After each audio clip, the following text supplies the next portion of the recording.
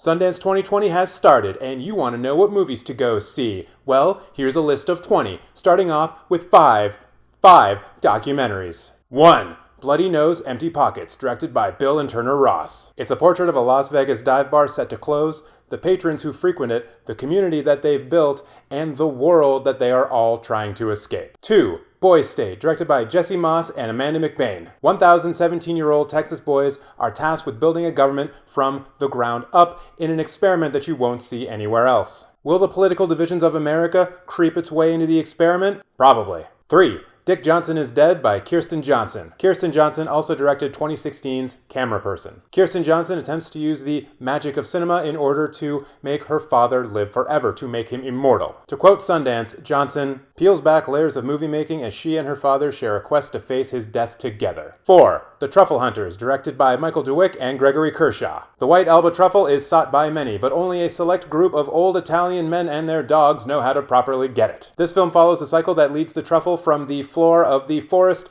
to the plates of award-winning restaurants around the world. 5. Us Kids by Kim A. Snyder. Snyder is the director of the Peabody Award-winning documentary Newtown. Us Kids follow survivors of the Stoneman Douglas High School shooting as they turn their trauma into activism as they rally an entire generation to fight back against ludicrous gun laws. Those were 5 documentaries that you should see at Sundance. Now it's time for 15 fiction films that you should also see at Sundance. Narrative film number 1, Kajillionaire by Miranda July. Miranda July is best known for directing You, Me, and Everyone We Know. It's a con movie that features Richard Jenkins, Deborah Miller, and Evan Rachel Wood. Jenkins and Winger play Woods' parents who have been training her to be a con artist for their entire lives. Narrative film number 2, The 40-Year-Old Version. The film is directed by Rada Blank. A once promising playwright decides to mix up their midlife by becoming a rapper. Marginalized in both professions by her gender and race, where will she find her passion? The answer to that question? You'll have to find out. Narrative film number 3, The Last Thing He Wanted. The film is directed by Dee Reese, whose previous film Mudbound was critically acclaimed and is on Netflix. The film stars Anne Hathaway as a journalist focused on Central America who must start selling guns because her father, played by Willem Dafoe,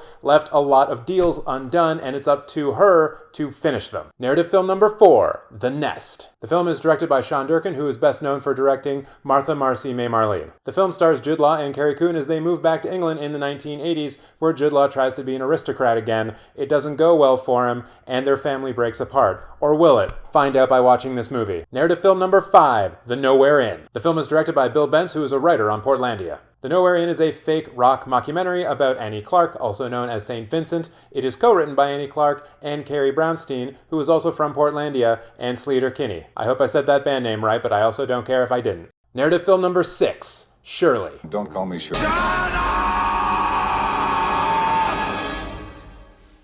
The film is directed by Josephine Decker, who previously directed Madeline's Madeline. The film stars Elizabeth Moss as acclaimed horror writer Shirley Jackson, as she must adapt to a young couple coming to live in her house. Narrative film number 7, Zola. The film is directed by Jenna Bravo. It's her future debut, and I probably said her name incorrectly. I'm so sorry. The film will eventually be distributed by A24. The film is based on a Twitter thread where 2 fast friends decide to strip their way through Florida, keeping all the money for themselves. To quote the Twitter thread, "You want to hear a story about why me and this bitch here fell out? It's kind of long, but full of suspense." Narrative film number 8, The Glorias. The film is directed by Julie Taymor, known for directing Across the Universe. This film is essentially I'm Not There, but for activist Gloria Steinem. Julianne Moore, Alicia Vikander, Lulu Wilson, and Ryan Kiera Armstrong play Steinem at various points in her life. Narrative film number 9, Lost Girls. The film is directed by Liz Garbus, and she is one of America's foremost documentarians. Garbus has a couple of Academy Award nominations, 3 Emmy Awards, and 2 Peabodys to her name. Now she's decided to make a narrative film, and it's all about a serial killer from Long Island. Sign me up. Narrative film number 10, Impedagore. The film is directed by Joko Anwar, who previously directed The Forbidden Door and A Copy of My Mind. Nerdist referred to it as Indonesia's answer to Hereditary, which is honestly the only thing that I ever needed to hear to see a film. Narrative film number 11, Promising Young Woman. The film is directed by Emerald Fennell, who is the writer and producer of Killing Eve. You've all seen the trailer for this film. Carey Mulligan goes around killing supposed nice guys who are trying to pick her up at a bar when she's way too drunk, except she's not too drunk and she's probably going to kill all of these men. Narrative film 12, Wendy. The film is directed by Ben Zetlin, who you know is the director of the Academy Award nominated film Beasts of the Southern Wild. It's a Peter Pan-like fantasy where Wendy and her brothers get whisked away to an island by someone named Peter.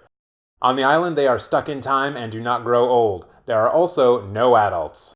However, it's not all fun and games, as eventually Wendy must fight for the one thing that she truly loves, her family. Narrative film number 13. Possessor. The film is directed by Brennan Cronenberg, who previously directed Antiviral, and yes, he is the son of David Cronenberg. The film is about Tassia Voss, and to quote Sundance, Voss is a corporate agent who uses brain implant technology to inhabit other people's bodies, driving them to commit assassinations for the benefit of the company. I want it. Narrative film number 14, Minari. The film is directed by Lee Isaac Chung, who previously directed Lucky Life and Abigail Harm. A24 has also picked up this film. It stars Stephen Yeun from Burning as a father who moves his family from the West Coast to Arkansas in the 1980s in the hopes of making it as a farmer. Yes, I'm sure that's exactly what happens. Narrative film number 15, Bad Hair. The film is directed by Justin Simien, who is best known for directing Dear White People. The film follows Anna Bloodsoe, played by Elle Lorraine, who is forced by her boss, Zora, who is played by Vanessa Williams, to get a weave. And, as it turns out, the weave has magical powers. Dope. Bonus narrative film, Falling by Viggo Mortensen. He's directing it, and also David Cronenberg is acting in it, and those two things combined are going to be awesome and dope, maybe terrible, but I don't care. Go see Falling and tell me how it is. Those are 20 films that you should see at Sundance right now. If you want more information, go to the Sundance website. If you want more videos like this, subscribe to Cinemateq. My name is TJ. Thank you very much for watching. I'm probably an android at this point. Maybe I'm a new version of TJ who's better. Only you can decide by hitting that like button. Goodbye.